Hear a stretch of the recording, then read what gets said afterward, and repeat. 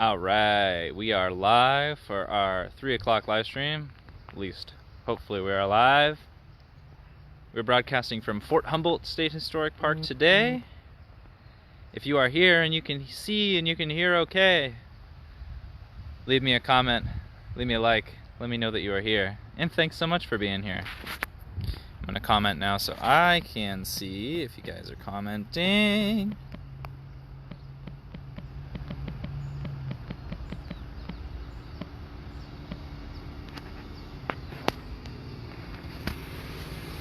All right. See our first couple hellos coming in. Awesome. Thank you so much for joining me here today. I see we've got quite a few coming in. All right. Looking good, seeing good, sounding good, smelling good. Awesome. All right. We're going to go ahead and get started then. I just want to start by saying hello. Maybe I'll stand in the shade so my face isn't blown out. Hello, my name is Kyle. I am a park interpretive specialist with California State Parks for the North Coast Redwoods District of State Parks. This is on the north coast of California, just south of the Oregon border. And today I'm at Fort Humboldt State Historic Park. This is a historic military fort smack dab in the middle of Eureka, California. One of the larger towns up in Humboldt for those who aren't familiar with the area. Today I'm going to be talking about controversial figures. So a big part of the reason that this park was preserved was Ulysses S. Grant, one of the former presidents, and I have just learned a little tidbit of information about him that I think it's important to share. And I just want to kind of have a little bit of a dialogue on how we talk about controversial historical figures. We see so many people who become these kind of larger-than-life historical figures, and I think it's really important to understand kind of, we're in this era of understanding more and more about maybe checkered past. We're learning some of the not so greatest deeds of people that we have held in kind of high stature. So I just want to have a dialogue with you guys and talk a little bit about how do we talk about controversial historical figures? How do we honor their good deeds while still talking about maybe some of the bad things that they did as well? So I think it's really important to kind of provide this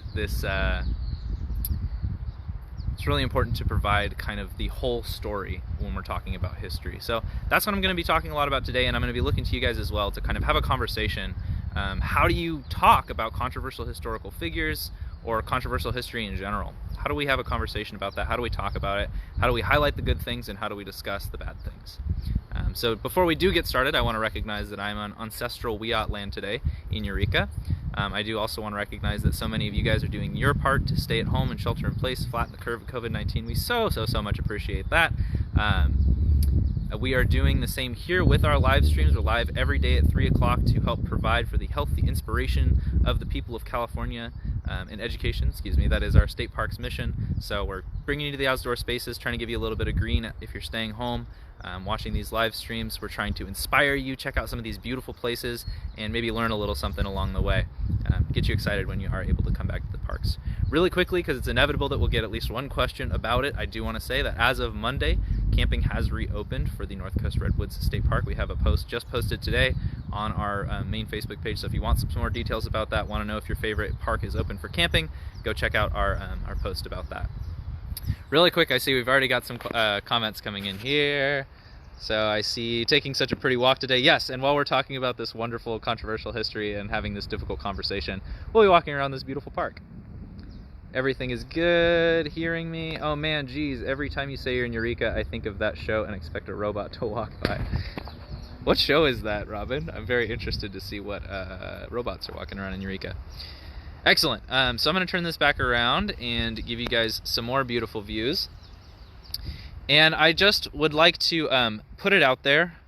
What are some controversial history figures that you guys know, and what makes them controversial? So if there's somebody that you've heard about, someone that you've learned about that maybe has done some good and maybe done some bad, what that person is, and if it's a hard topic, it's... Sorry about that. Hopefully we're back. Looks good. Sorry about that. Needed to disconnect from Wi-Fi. So how do we talk about these controversial figures? So I'll start with sharing what I have just learned recently, and maybe this will kind of get our conversation going. So as I was saying, Fort Humboldt, a large reason that this place is preserved is because of Ulysses S. Grant, who was President of the United States. His time here was before he was president. He served at this fort pretty quickly after it was established in the 1850s. So this was, you know, close to 200 years ago now. This is history that took place almost 200 years ago now. And it's also, so it's important to recognize that the time that Grant was serving here was prior to the Civil War. So slavery was still a thing through the United States.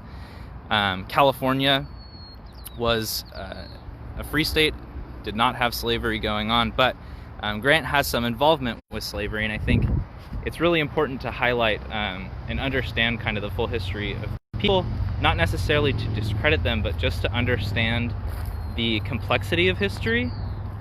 And also, while we are discussing this, I think it is really important to try and frame ourselves in context of history.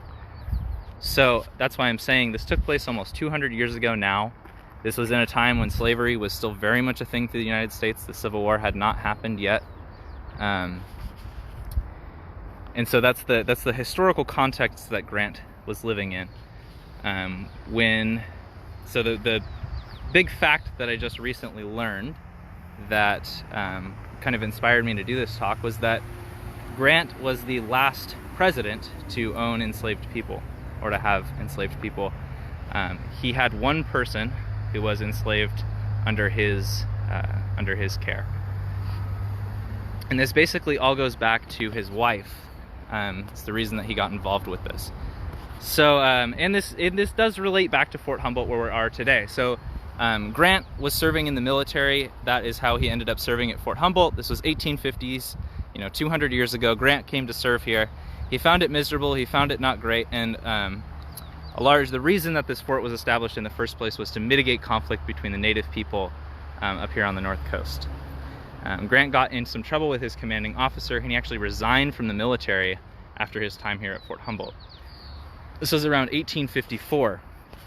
And even though his time here was short, he became such an icon through the Civil War that by the time this place was kind of falling into disrepair, and there was some conversation about, there were some ideas basically to turn this into a housing tract, Grant became a big motivator for people preserving this as a park, because at that time he was president. So Grant's president, he's kind of this larger-than-life icon fighting in the Civil War. And so his reputation is essentially a big reason that this place was preserved and was saved. And now we get to walk around this beautiful park and talk about all of this incredible history. So what I learned recently is that after Grant left Fort Humboldt, this is around 1854, he went back to go live with his wife on a plantation in Missouri. And her father, the last name Dent, was a slave owner and had a number of enslaved people on his plantation in Missouri called White Haven. I'm gonna walk over here, gives these people a little bit more space. I'm heading over to a Grant sign so we can get a good look at the man himself. So Grant went to go work on this plantation, and a large part of his work was working with these enslaved people. And while he didn't own any slaves at this time, he was working alongside of them and working with his father-in-law, wasn't necessarily outright protesting it. His father, Grant's father, was a staunch abolitionist of slavery, was not into it, and preached that the whole time Grant was growing up. Grant did not grow up with enslaved people and did not have a lot of experience with enslaved people before going to Missouri and living with his wife. His wife, however, had grown up with enslaved people her entire life, and this was kind of her reality here in Missouri. So Grant went over after resigning from his time at Fort Humboldt and lived as a farmer on Missouri, which is exactly what he told his friends here that he was going to do when he resigned from the military. So in his time there, he was working with enslaved people and was at one point basically put in charge of this plantation and was overseeing all of these people. Eventually, they moved away from that, got into the Civil War, but before that, Grant did come into owning an enslaved person himself. And that's part that I think is very interesting, is that he was the last U.S. president to have an enslaved person. And through a good portion of the Civil War, while he traveled around, his wife joined him, and his wife had an enslaved person that traveled with them during the Civil War while Grant was fighting for the North. Now, Grant did emancipate his enslaved person, and it is worth noting that Grant was in really difficult financial times when he did this, and it likely would have been a lot more lucrative for him, or financially secure for him, to sell this individual rather than releasing him. But I do think it's interesting that we have Grant as this larger-than-life Civil War hero, and a big part of what's associated with the Civil War and a lot of his deeds is he helped to free the enslaved people. But he does have this kind of checkered past in being a slave owner himself and having managed a plantation with a whole large number of enslaved people. So I want to put this back to you guys. This is information that I have just recently learned, and we're learning more and more about these kind of historical figures that have checkered pasts, who have done great deeds, have things that they've done that are worth holding up and celebrating, and then they've done these not so great things. They have a history of deeds that we should not necessarily be proud of. And what do you guys think is the right way to talk about this? We learn more and more about these characters. We have the whole of the United States reacting in different ways. In a lot of areas, statues are being removed that kind of immortalize Confederate soldiers, or all kinds of different reasons, basically celebrating the institution of racism. And so how would you guys go about, what would you talk about? What would you avoid talking about any of the bad stuff? Would you celebrate this person for just their good deeds and ignore the bad? Or do you just focus on the bad? Do you talk about the horrible things that they've committed in their life and not talk about the good? Or maybe do you not talk about them at all? Do you just omit those people from history because of some of the bad things that they've done? I'd love to hear from you guys and kind of what your feelings are with some of these more controversial historical topics. How do you feel about them? I go through these comments really quick. We've got lots of hellos, and thank you so much for joining. Bud says, all I remember is he has a rumored love for alcohol. And that is the reason. Oh, Braid, is it not on I didn't want it on my face, I wanted it on Grant. I only get so much of looking at my face. So, Bud said all I remembered is he had a rumored love for alcohol, and Grant definitely had an interest in drinking. From what we hear from Fort Humboldt, the documentation that we have about Grant says that he didn't necessarily drink any more than anybody else at the fort, and drinking was something they did with their pastime because this was an incredibly boring outpost to be stationed at. All of the soldiers did a whole lot of drinking as they were supplied with whiskey, but they were said that Grant didn't necessarily drink more than anybody else, just once he started drinking he couldn't stop, and that would often lead to him getting sick. And that is a large part of the reason that he resigned from the military here, as he was threatened to either be court-martialed due to his drinking, or that he had to resign. And part of that is due to a personal relationship with the commanding officer. He didn't exactly like Grant. So Kim has an interesting note. She says, we have to talk about the historical context of the times in which they lived, but also remember both good and bad deeds. I like that, Kim, and that's, I think, where I feel similarly, that I think it's really important to talk about the entire history for these figures, because you can't ignore the good and important things that they've done, and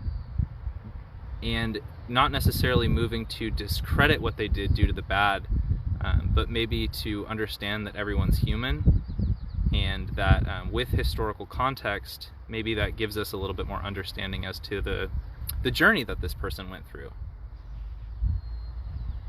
The thing that I think is really interesting about Grant is this he didn't have a personal relationship or a personal experience with the institution of slavery, right? He grew up with his dad, who was an abolitionist, who was not into slavery, and was adamantly against it. So Grant didn't have any experience with enslaved people, and then he fell in love with his wife through a friend that he had met at West Point when he was training in the military. So that was really his first experience interacting directly with slavery, was going to this plantation that his wife's father owned and visiting his friend there. And I think that what this story gives us is a little bit of Grant, him understanding it, because he came in, he kind of fully got into slavery. He ran the plantation for a short time. He was in charge of the whole plantation and all of the enslaved people there. While his father-in-law was sick, he basically had that experience. He then had an enslaved person that was his personal enslaved person that didn't come with the with him running the ranch. It was a gift. It wasn't somebody he bought, but it was, you know, it was a person that he owned. I hate to use that phrasing, but he was the last U.S. president to own an enslaved person. And what I think we see, though, pretty quickly after that is Grant releases this person. I think that's him kind of processing that slavery is bad. And immediately after these events, he goes to fight in the Civil War to essentially abolish slavery as an eventuality. Something that I do think is interesting with this, though, is, as I said, his wife brought one of her enslaved people with them the whole time that they traveled through the Civil War. While she was on, with Grant, traveling, fighting the Civil War, her enslaved person was coming along that whole time. And the thing that I do think was interesting was there was a delay between the ratification of the 13th Amendment and actually slaves being released, or enslaved people being released. And this person that his wife then had the opportunity to let go with the passing of the 13th Amendment, she did not immediately do so, and her enslaved person ran away, left to go to the free states and ran away from her. So I think that does speak a little bit to Grant kind of being willing to turn a blind eye to somebody that he loved, even doing something he knew that he was wrong. Don't necessarily want to make assumptions there, but I think that there's a lot to unpack here with understanding the person that Grant was through these actions. And I think that you can do a lot of that when you look at these historical figures not just as good or bad, but look at their action, or look at their experiences and how that informed their actions throughout their lives. There's a number of people that are involved with things that we, from our modern perspective, prescribe as being very bad. They have an experience with that, and maybe they move in an opposite direction later in their life. And we can see that growth, and that makes some of these historical figures really human. Robin says, I think the complete information is always best. Don't sugarcoat stuff. All people are a mix of good and bad, and we learn from them, and then how they can try and do better, and how we can do better in making our own decisions. Objectively, we have all done things that we are ashamed of. Just present the facts, all of it, and let people decide for themselves. I like that a lot. No one person is void of checkered past. The past is history of this country and should not be forgotten or erased. I love it. Can't throw away the baby with the bathwater. Simply put, Linda, and I like it. I think we need to understand these people are human beings more and hold them as idealized icons less, maybe fewer statues and more books. I like that. Talk about the good and the bad. Nobody is 100% good or evil. We have to see through the lens of the times as well. I think that is important. Sarah, I read an interesting story about the Revolutionary War, and one of the reasons it's happened is because England was going to abolish slavery in the colonies. I'd never heard of this, and I can't cite the article, but I guess it makes sense. I think it might have been Chime Magazine. Personally, I want to know the whole story and the truth. I agree, and I think that we're moving more and more towards that.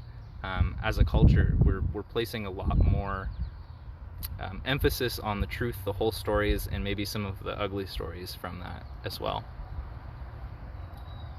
Seems like we need to be honest and not hide their true characters, says Bud. I love it.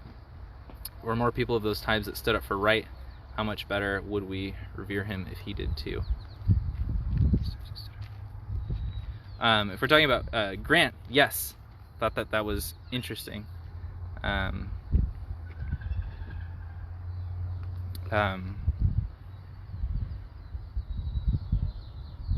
There were people who were at that time, like Grant's father, being from a generation before him, who was staunchly an abolitionist to slavery, and I think that that speaks a little bit to the fact that people held those ideals at that time, and while Grant was maybe raised with that,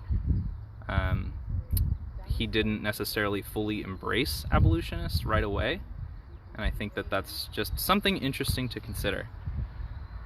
Nicole said gift, that was a human being, and yes, I appreciate you highlighting that. It's a terrible history, and still working to find all of the correct terminology for explaining this in a modern context. It's a horrible way to think that a human being could be given to another human being. And if there's a better terminology to explain that, I would love to have better words for these things when talking about this difficult history, checkered pasts, and horrible things that have happened in places that sometimes we look over some of the bad things to appreciate the good places. Ellen says, are there primary documents that can tell us what Grant thought about slavery in his own words? There are lots of documents with him. From what I was reading, there is not any documents with him supporting it, but we do see through some of his actions that he wasn't always adamantly opposed.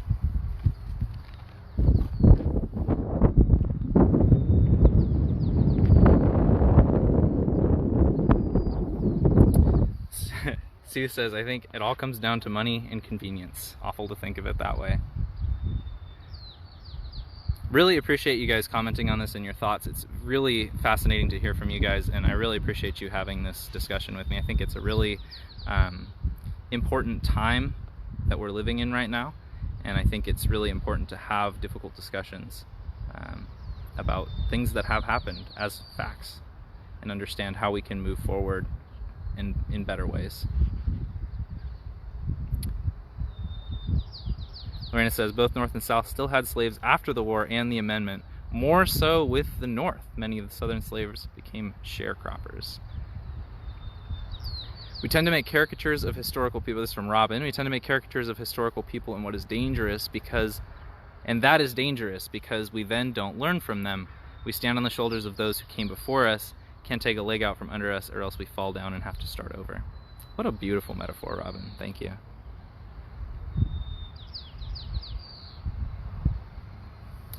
Kim, I see again, are there any historical writings from Grant that talk about how he felt about these things? Well, there are lots of writings from Grant, and probably one of the best is his personal memoirs. He wrote down, towards the end of his life, he was bankrupt and he wanted to leave a little bit of money for his family, so he wrote down his personal memoirs. He created that biography that talks a lot about his life, and that is from his own words. And that's probably the most complete collection of Grant thoughts and Grant experiences. However, like I said, there's constantly new bits and pieces to find. It's not all-inclusive in his memoirs. There's definitely much more to learn. So with that, I'm going to go ahead and wrap up, but I really appreciate all of your guys' thoughts on this, and I just want to summarize, I think, by summing up what a lot of you guys have been saying, and I think the best way to go about talking about these things is to tell the whole truth, to learn as much as you can, to give historical context, and to explain the story as wholly as possible, and let people come with their own judgments. Don't prescribe bias, don't prescribe good or bad or judgments. Just provide facts, just provide history, provide that context of what the world was like at that time, and let people make their own conclusions and learn their own lessons from the past. See, I just got a couple more comments here I want to read. It's from Anne. See, the truth is always complicated and many times layered. Understanding historical context is not making excuses for an individual. I think that's so important. not making excuses for an individual's behavior. It informs our knowledge of the past and what is important for us to be able to understand our ancestors, ourselves, and be able to make important cultural changes. It's also important for people to keep an open mind and search for the truth, not believe what one hears or is told. Yes, do your own research as well. Learn the facts. Find on your own. I love it. Well, and with that, I'm going to say thank you guys all again so much for joining. Really appreciate your tuning in time and time again. Please join us again tomorrow at 3 o'clock. We have an absolutely spectacular session talking about a multi-agency restoration project looking to move forests to help restore old growth characteristics to second growth forests, so places that have been logged. There's this massive multi-agency project looking to restore old growth characteristics to redwoods. It's absolutely beautiful. They're going to be talking about it with multiple agencies tomorrow. It's going to be an absolutely great talk. So make sure that you're here again tomorrow, 3 o'clock. It's going to be on the main California State Parks page as well as North Coast Redwoods, where we're at today. So thank you again. One last question I see, will you be on here Friday, or has the slot been given to a newbie? Friday is for Griff. Griff should be on Friday. Saturday is my day that I'm not sure yet. We might have new staff on. It might be me again. We'll see. Tune in Saturday, find out. But make sure you're here tomorrow. It's going to be awesome. Thank you guys all so much. I appreciate it. You're awesome. Check out some history, learn some controversial things, see how you feel about it, do some more exploring, do some more digging. There's so much to learn. It's so fascinating, and we're living in a really great time to process it all. So thank you guys all so much again for joining us, and hopefully we'll see you again soon.